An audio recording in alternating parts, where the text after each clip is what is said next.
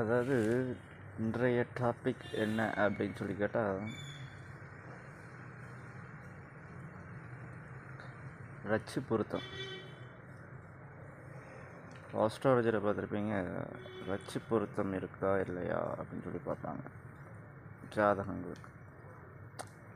அதாவது ஒரு ஆணோட ஜாதகத்தையும் பெண்ணோட ஜாதகத்தையும் கொண்டு போய் பார்க்கும்போது ரட்சி பொருத்தம் இருக்கான்னு பார்ப்பாங்க.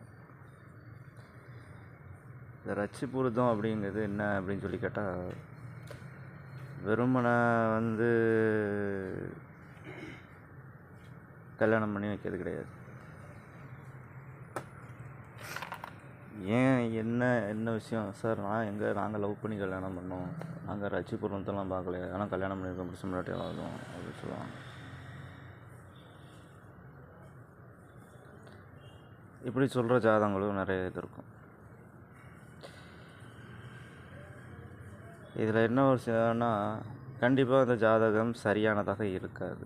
ஒன்று, சில இது சரியாக இருக்கும், ஆனால் ஜாதகத்தை கரெக்டாக அவங்க நேரத்தையும் பிறந்த தேதியும் கரெக்டாக குறிச்சிருக்க மாட்டாங்க. சில இது லவ் பண்ணி பிரிஞ்சு போயிடும், சில இது லவ் பண்ணி சேர்ந்து சில இது பிரிஞ்சிடும். சில இது திருமணம் பண்ணியிருக்கும், திருமணம் பண்ணி கொஞ்சம் காலங்கள் வாழும், அதுக்கப்புறம் பிரிஞ்சிடும். சில இது திருமணம் பண்ணியும் அதாவது சேர்ந்து வாழாமலே வாழ்க்கை போயிடும். சில இது சேர்ந்து வாழ்ந்து சண்டை சச்சரவுகளையே வாழ்ந்துட்டுருக்கும். இந்த ரட்சி பொருத்தம் என்ன, அதில் என்ன விஷயம் அப்படின்னா, இந்த ரட்சி பொருத்தம் திருமாங்கல்யம். யோனி பொருத்தம் எப்படி முக்கியமோ அதே மாதிரி தான் ரட்சி பொருத்தம். யோனி பொருத்தம் இது, ரட்சி பொருத்தம் ரெண்டாவது. ரெண்டுமே ரொம்ப இதாக கவனிப்பாங்க ஆஸ்ட்ராலஜி பொறுத்த. அது எல்லா மதத்துலேயும் எல்லா இனத்துலேயும் இந்துஸ், கிறிஸ்டின்ஸ், முஸ்லீம்ஸ் எல்லாத்துலேயுமே பார்ப்பாங்க. சிலவங்க வாழ்க்கையை நீங்கள் பார்த்துருக்கலாம், திருமணம் முடியாமலேயே அவங்க வாழ்க்கை ஃபுல்லாக போயிடும். சிலவங்களுக்கு திருமணம் முடிஞ்சு வாழாவட்டியாகவே போகும். சிலவங்களுக்கு திருமணமும் முடிஞ்சிருக்காது, சேர்ந்து வாழ்ந்துருக்க மாட்டாங்க, திருமணம் தட்டி கழிச்சிட்டே சிலவங்களுக்கு போகும். சிலவங்களுக்கு தோஷங்களாகவே போகும். அதை பார்த்துருப்பீங்க. அந்த தோஷம், மாங்கல்ய தோஷம், இந்த தோஷம், அந்த தோஷம்னு சொல்லி ஏகப்பட்ட தோஷங்கள் இருக்கும். அதுலேயே சிலவங்களுக்கு போயிடும். ஸோ அப்படி தான் ஒவ்வொரு விஷயமும். இது ஏன் எதனால் நடக்குது அப்படின்னு சொல்லி கேட்டால், அதுக்கு ஒரு விஷயம் நான் தெளிவாக உங்களுக்கு சொல்லியிருக்கேன். கர்மா அப்படிங்கிறது என்னென்னா, முப்பிறவி செய்யும் இப்பிறவி விளையும் அப்படிங்குவாங்க இல்லையா. போன பிறவியில் நம்ம செஞ்சது தான் இந்த பிறவியில் நடக்கிறது. முற்பகல் செய்யும் பிற்பகல் விளையும் அப்படிங்குவாங்க இல்லையா. அந்த மாதிரி போன பிறவியில் செஞ்சது தான் இந்த பிறவியில் நடக்கும்.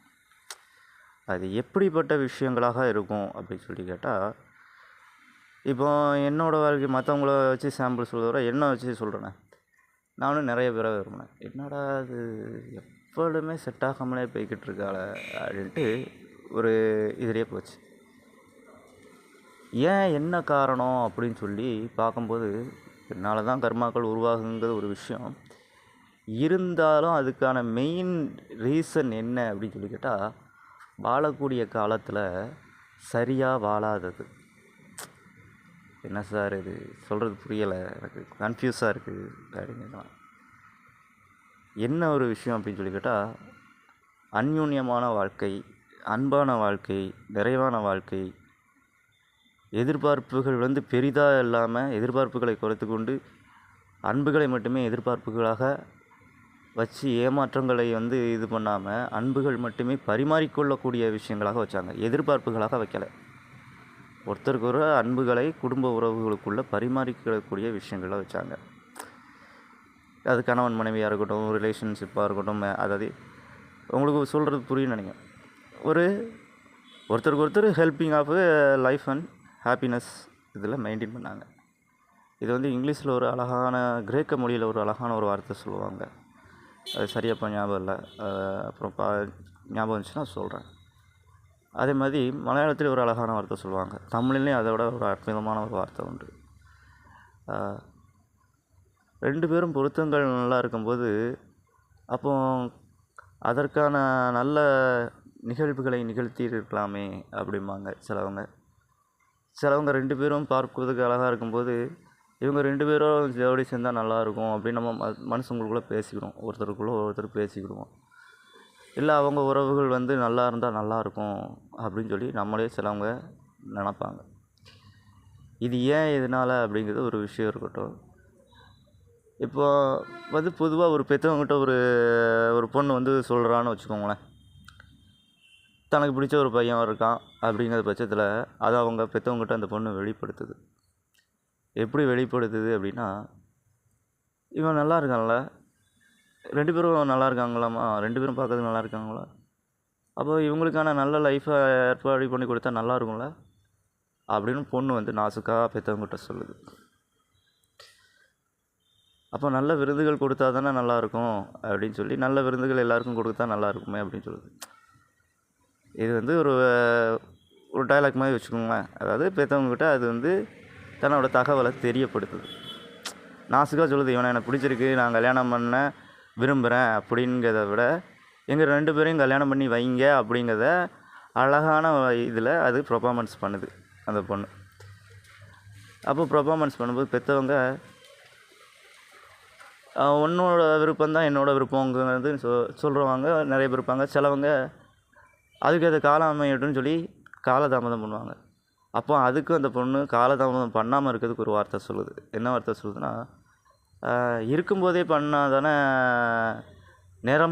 நேரம் இருக்கும்போதும் காலம் இருக்கும்போதும் பண்ணால் தானே அதற்கான இனிய சந்தோஷமான நிகழ்வுகள் சட்டுன்னு கிடைக்கும். எதுவுமே நம்ம வந்து பக்கத்தில் வந்தோடனே ஃபங்க்ஷனை கொண்டாடுறத விட அதுக்கு முன்னக்கூட்டியே நம்ம அதற்காக தயாராக ரெடி பண்ணி வச்சா தானே அதற்கான நல்ல நிகழ்வுகள் நடக்கும் அப்படின்னு சொல்லி அந்த பொண்ணு அழகாக சொல்லுது, பேசுது. சரி, இது ஒரு விஷயம். ஒரு ரஜ்ஜி பொருத்தம் அப்படிங்கிற விஷயத்த உங்களுக்கு தெளிவாக சொல்கிறேன். அந்த காலத்துலலாம் திருமாங்கல்யம்னு சொல்கிறோம் இல்லையா, அதுதான் நம்ம ரஜ்ஜி பொருத்தங்கிறது. திருமாங்கல்யம் வந்து அந்த காலத்தில் மஞ்சளில் போட்டாங்க. எதுக்காக திருமாங்கல்யம் பெண்ணோட 2 நெஞ்சுக்கு நடுவில் எதுக்காக போட்டாங்க மஞ்சளை? தங்கத்தை எதுக்காக வந்து நம்ம வந்து திருமாங்கல்யமாக அணிகிறோம்? இது 2க்குமே ஒரு அர்த்தம் இருக்குது. 2க்குமே வந்து என்ன ஒரு விஷயம், சயின்ஸ் ரீதியாக என்ன ஒரு விஷயம், அறிவியல் பூர்வமாக என்ன ஒரு விஷயம்னு சொல்லி அதுக்கு ஒரு அர்த்தம் இருக்குது. அதாவது மஞ்சள் ஆன்டிபயாட்டிக். அதாவது எங்கேயாவது காயம் பட்டோன்னா என்னாகும், உடனே எந்த நோய் தொற்றும் ஆகாமல் இருக்கிறதுக்கு, இன்ஃபெக்ஷன் ஆகாமல் இருக்கிறதுக்கு அந்த மஞ்சளை போட்டுரும்.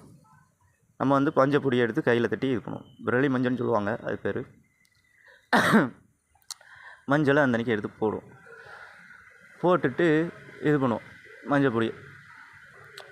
அதே மாதிரி இந்த மஞ்சள் நல்லா காஞ்சி போய் இருக்கும் இல்லையா, இந்த மஞ்சளை நம்ம வந்து திருமாங்கல்யமாக நம்ம அணிவோம். இது திருமணம் முடியும் போது அணியக்கூடிய ஒரு முக்கியமான ஒரு விஷயம். அந்த காலத்தில் மஞ்சளை அணிவிச்சிட்டு அதுக்கப்புறம் கொஞ்சம் கழித்து தான் வந்து கோல்டில் திருமாங்கல்யம் அணிவாங்க. ஏன் எதற்காக அப்படின்னு சொல்லி கேட்டால், அப்பவும் மஞ்சளை வந்து பெண்கள் வந்து உடம்புல பூசிக்கிறது, மார்பகத்தில் பூசிக்கிறது, இதெல்லாம் எதுக்காக, என்ன சம்பிரதாயம் அப்படின்னு நம்ம நினச்சிருக்கோம். இது சம்பிரதாயம் கிடையாது, ஆக்சுவலாக science, medical science, medicine science. இப்போ பிகாம்ப்ளஸ் டேப்லெட்ஸ்லாம் நம்ம சாப்பிட்றோம்ல. இப்போ நான் கவர்மெண்ட்டில் நான் வந்து ஸ்ட்ரிக்டான ஒரு ஆர்டர் கொடுத்தேன். டேப்லெட்ஸ் கொடுக்கும்போது கண்டிப்பாக பிகாம்ப்ளஸ் டேப்லெட்ஸ் கொடுக்கணும் அப்படின்னு சொல்லி நான் ஆர்டர் கொடுத்துருந்தேன்.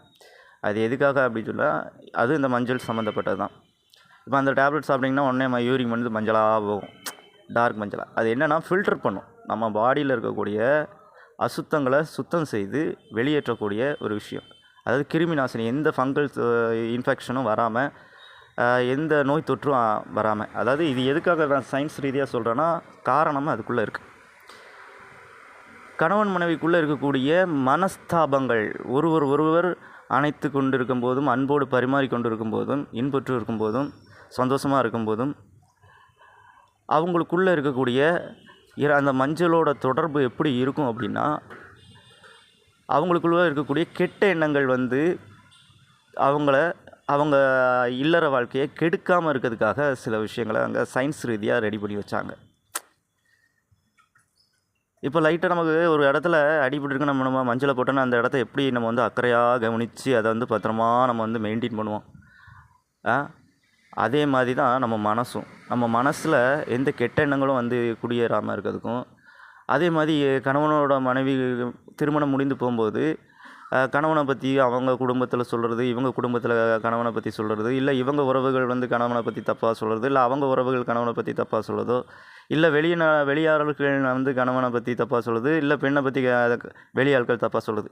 இந்த மாதிரியான பாதிப்புகளை, இந்த மாதிரியான நோய் தொற்றுகள், இந்த மாதிரி கெட்ட எண்ணங்கள் வந்து அந்த 2 தம்பதிகளுக்குள்ளே இருக்கக்கூடிய இல்லற வாழ்க்கையை நல்லற வாழ்க்கையை நாராசமான வாழ்க்கையை ஆக்கிடக்கூடாது. அவங்களுக்குள்ள பிரிவினைகள் வந்துடாமல், அந்த கெட்டெண்ணங்கள் வந்துடாமல் இருக்கிறதுக்காக, பரிசுத்தமாக இருக்கிறதுக்காக மனசையும் எந்த நோய் தொற்றுகளும் வராத அளவுக்கு, எந்த கெட்டெண்ணங்களும் உள்ளே வந்து குமியாத அளவுக்கு ஒருவருக்கொருவர் அந்யோன்யமாக புரிந்து கொண்டு பாதுகாப்பாக வாழக்கூடிய ஒரு வாழ்க்கையாக இருந்துச்சு. ஒரு சேஃப்டி ஜோன் அப்படின்னு சொல்லுவோம் இல்லையா? நம்ம காயப்பட்டோடனே இப்படி மஞ்சள் போட்டு இது பண்ணுறோம், எந்த பாதிப்பும் ஆயிடக்கூடாது அப்படின்ட்டு. அந்த மாதிரி ஒரு அரவணைச்ச ஒரு பாதுகாப்பான ஒரு வாழ்க்கையை, நல்ல ஒரு வாழ்க்கையை வாழணுங்கிறதுக்காக தான் திருமாங்கல்யம் அப்படின்னு சொல்லி வச்சாங்க. இந்த திருமாங்கல்யம் வந்து எதுக்காக பெண்ணுக்கு தாலி கட்டுறோம் அப்படின்னு கேட்டால், பொதுவாக கர்மாக்களால் தான் பெண்கள் உருவாங்க. ஆண்களாக இருந்தாலும் சரி, பெண்களாக இருந்தாலும் சரி, உருவாகிறது பெண் கருவிலேருந்து தானே உருவாகுறாங்க. அப்போ பிறகு கூட குழந்தைகளும் அதே மாதிரி தான், எந்த நோய் தொற்றுகளும்